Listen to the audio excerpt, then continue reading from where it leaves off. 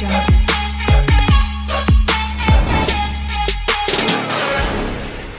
know, one thing about Jason Faunt is he is one of the most respectable Power Ranger actors around the world, because he's not only been on Power Rangers, but he's been in multiple projects such as Resident Evil, etc. But for me, the video that we're about to watch is not only interesting, but he's going to give his thoughts on the passing of JDF, of how much of a close friend he was with him during their time together on Power Rangers.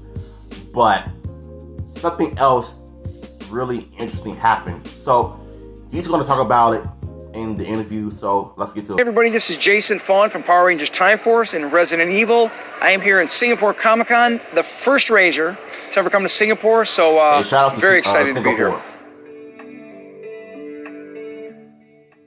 At the time, I was doing soap operas.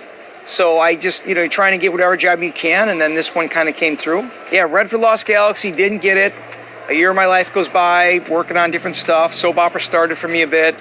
The next year, Lightspeed came. I went and read for it again. Didn't get it. Continued my life. And then the third year, they brought me back again. And I always laugh and say, either they felt sorry for me, or they really liked me. So that one, Wes, the character Wes and I really aligned with who I am. So I think it just was a perfect fit, and it worked out. I think that's the most interesting part about this, because I've read something like this on Instagram when he originally auditioned for Leo and Carter Grayson. Didn't get neither of those parts, but when it came to Wes alone, it definitely suited his character a lot better because of his Sentai counterpart. But the thing is, his Sentai counterpart was kind of goofy, but in Time Force, I think they did him a lot better, in my opinion, even though it's a copy-paste version of Time Ranger, but it was done a lot better. It felt like a soap opera done right. And mind you, Time Force was originally going to be nominated for, I guess, the best TV show. I don't know, man, but that's just what I heard in the past. I think the biggest challenge for me would be playing two characters. It's a kid's show, but they treated it a little bit differently that year. Yeah. And I think being on a kid's show, you still wanted to, as an actor, really discern the difference between the two characters. So just making sure everything I did as Alex, from the way that I sit, the way that I talk, every mannerism was different than Wes. So I think that was probably the most difficult component of it. It was weird because Hollywood would consider Power Rangers a kid's show.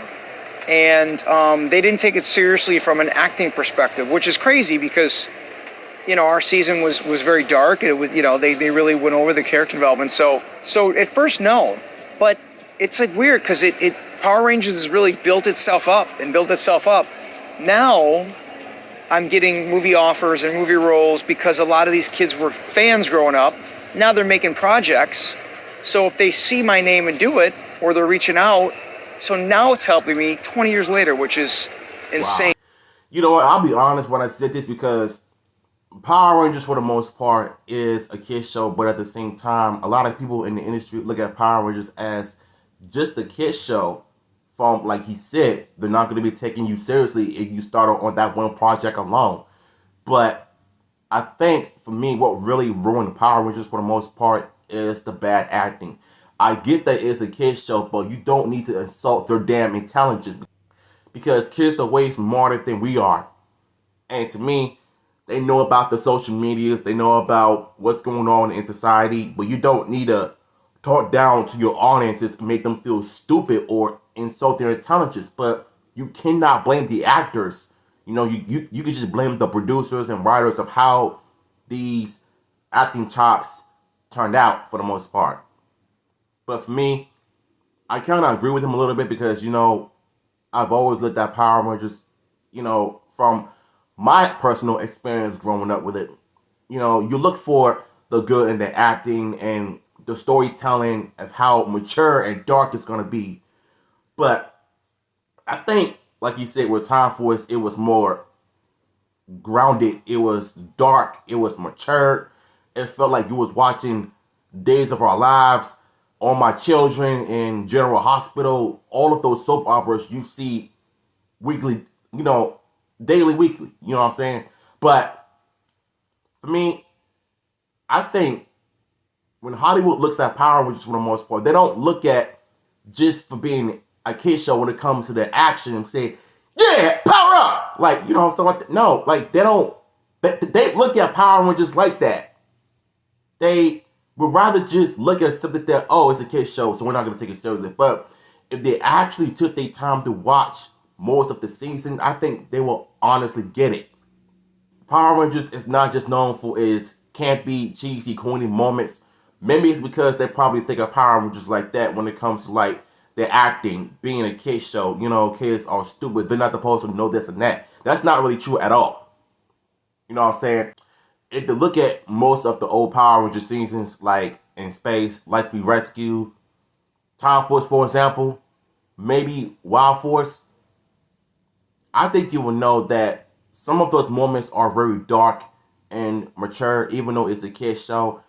But I think what Hollywood don't realize is that most of these actors will go on to become even bigger stars after Power Rangers. Now, look at Time Force Blue career, for example. He went on to do like multiple projects. You know what I'm saying? And Eric King Hill is doing Hallmark franchise, every movie, every TV show. Like, she's literally the face of that company right now. You know what I'm saying? So, I think Time Force, for the most part, did a better job of launching most of these actors' careers after Power Rangers. You know, so I kind of understand what he's talking about. And it's sad that most of these companies in Hollywood don't consider Power Rangers is a good TV show, even though it's a kid show, but they don't really watch the show. They just know Power Rangers for what it is instead of just actually doing research on what really happened with Power Rangers and all of that. But like I said, it is what it is. For those of you that don't remember, and we had a situation called 9/11 back in America, where there was the planes had gone through the World Trade Center. Yeah, I remember that. I was in Texas maybe a couple years ago, and one of the guys that was waiting in line was this probably make me sad. He's an officer. He's a police officer, and when he watched the show, his brother was flying home to see his brother. They were younger, and he said, "Hey, don't watch the final episodes of Power Rangers Time Force. Wait for me to get home." His brother was on the plane. And so he created a deep hatred towards people of Muslim faith because of that. Because his brother was on the plane, he was waiting to watch it, and so he really he struggled with that hatred for a long time. Eventually, he watched it, and one of the messages from Power Rangers Time Force is to not dislike people who don't look like you, to accept people, and that was a message that he learned. And that helped him to get through that time and to lose his hatred of people of Muslim faith. Wow. So that was probably of thousands of stories. I mean, his brother was on the plane, and he's probably like 13 years old, and he died. But the show helped him overcome his hatred. Oh man. Yeah, crazy, huh? Damn, bro. Shit. And you would have think that Power Rangers is not just a kid show for known for being goofy and campy and all of that, but if they look at that show and realize that it's trying to send a message to people to overcome hatred and a lot of different obstacles that they had to deal with for the most part. But the fact that he had hatred for Muslims and he was a racist at the time, and you would have think that Power Rangers helped them overcome the hatred of other people that are not like him. But it's the fact that Power Rangers definitely changed a lot of people's lives.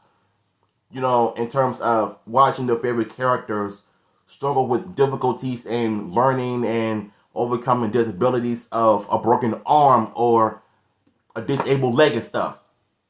But the fact that his brother told him not to watch the final episodes of Power Rangers, wait until they get home, and the fact that he actually died during that day was, oh my goodness. I'm getting a little emotional just thinking about that shit because I feel like I could never imagine being the only brother left on earth to never forget about what your brother said before he passed on. during the 9/11 attack. I think Power Rangers, for the most part, has inspired so many people doing martial arts, dancing, singing, becoming an electrician, a doctor, a scientist, a police officer, a firefighter. Like, those type of shows definitely paved the way of people in real life having careers based off what they saw on Power Rangers. Even though they know it's fantasy, but in real life, they picked on some of that shit that they do right now. It really goes to show you that if God gives you a gift, use that gift to turn it into something greater and something good. And you can thank Jason Faunt for that, bro. Because I feel like he not only inspired this fan, but he also inspired many people that watch Power Rangers Time Force to be better individuals themselves. I think like any death, it's the denial phase is what kicks in. It doesn't feel real. You keep expecting it to someone to tell you it's not real, or waking up from a nightmare. So I think denial it just doesn't translate. Jason was probably the toughest guy that I knew physically, right? So it was a hard pill to swallow. I mean, he was a very close friend of mine. We spent a couple decades traveling the world. I think a lot of the where I am in the Power Ranger franchise had a lot to do with him helping me get to where I am. He'd always bring me places. So Jay was a fan of mine. He really liked me. So he taught me a lot, took me a lot of places, and I owe a lot to him. So yeah, great guy. Man, when I found out that JDF passed away in 2022, I did not believe any of that shit was real.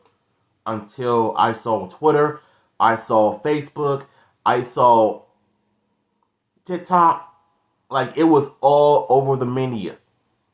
But when I realized that it's actually confirmed that he took his own life, my heart only broke, but I feel like my heart stunk because I grew up with this cat. Like, he was literally my childhood in the 90s. But when I saw Amy Jo Johnson's video, good Lord, did it broke my heart, bro. Like, she was really close with JDF. Like, the on-screen chemistry on Power Rangers was legendary. Like, damn, bro. It still hurts that we've lost an icon. One of the biggest stars in Power Rangers history, you know what I'm saying? But he not only did so much for the franchise, but for the community, but he definitely did a lot for everybody. With the Make-A-Wish Foundations and Comic-Cons and doing collaborations. And he even made a short film about mental health. Because if y'all know, he struggled with mental health for years and nobody wanted to talk about it. And I did videos on that a couple of years ago talking about the dangers of mental health, the way Jason David Frank suffered throughout the years, and he had a tragic life.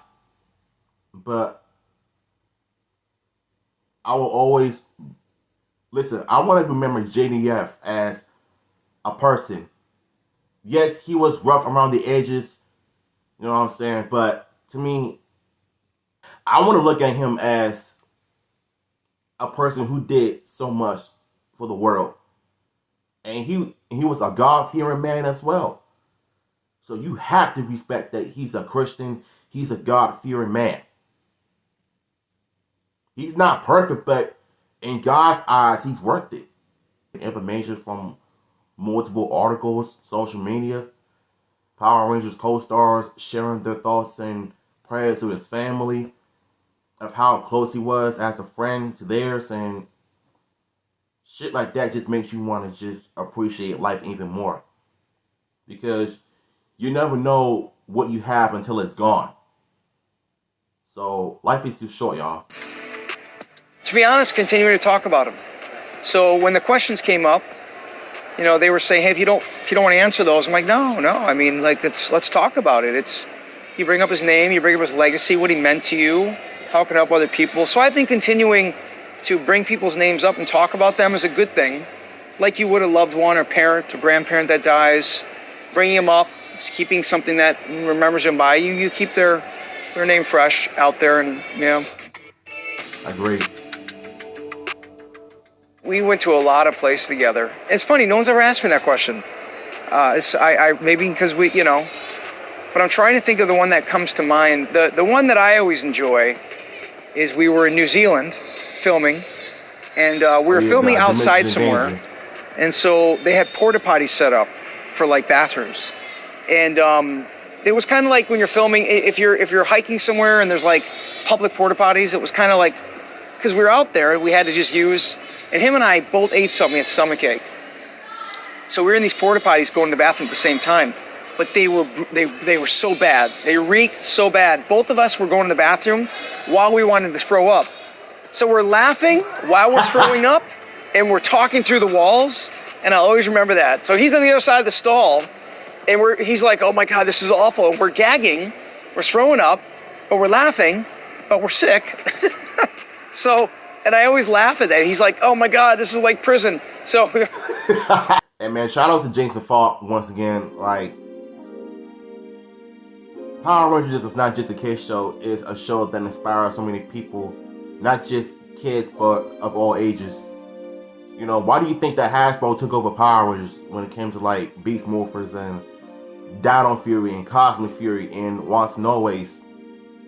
I feel like that was one of those turning points of the fandom, of the franchise, that really made you look back on and realize, you know what?